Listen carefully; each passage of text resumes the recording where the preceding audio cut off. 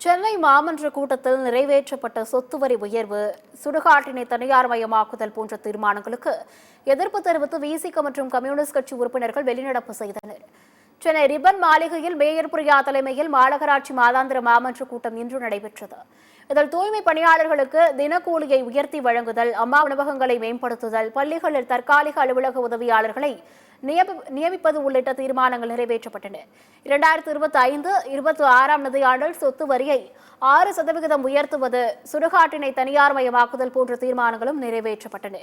அப்போது சுடுகாட்டினை தனியார் மயமாக்குதலை கண்டித்து விசிக உறுப்பினர் இளஞ்சேகுவேரோ மற்றும் சொத்து வரி உயர்வை கண்டித்து சிபிஐ உறுப்பினர் ஜெயராமன் ஆகியோர் வெளிநடப்பு செய்தனர்.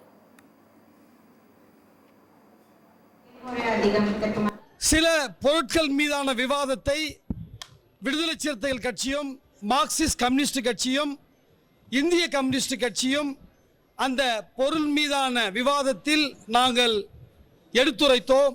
ஆனால் மாநகராட்சி நிர்வாகம் அதை ஏற்றுக்கொள்ளாமல் அந்த தீர்மானத்தை நிறைவேற்ற முன்வந்தபோது நாங்கள் அனைவரும் அதற்கு எதிர்ப்பு தெரிவித்து வெளிநடப்பு செய்திருக்கிறோம். இங்கே சென்னை மாநகராட்சியில் சொத்து வரி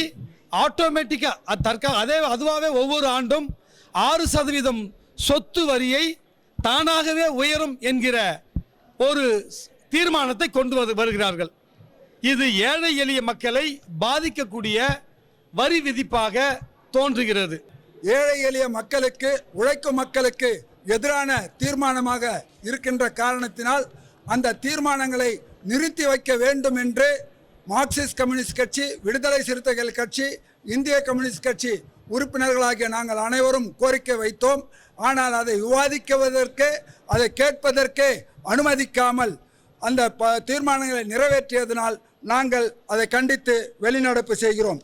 அப்படியானால் இவ்வளவு ரூபாய் செலவு பண்ணி ஒரு தனியார் நிறுவனம் ஒரு சுடுகாட்டையோ இடுகாட்டையோ பராமரித்தா அதற்கு நம்ம பணத்தை கொண்டு போனால் எவ்வளவு வசூல் செய்வார்கள்? அந்த வசூல் செய்வதற்கான கட்டணம் எவ்வளோ என்றதை பற்றி இதில் எதுவும் குறிப்பிடலை. ஆகவே பிணத்திலும் சவத்தை புதைக்கிற இடத்திலும் தனியார்கள் அதிகமான கட்டணம் வசூல் பண்ணி கொள்ளையடிப்பதற்கான வழியாக இது இருக்கிறது என்பதனால் இதை நாங்கள் எதிர்க்கிறோம்.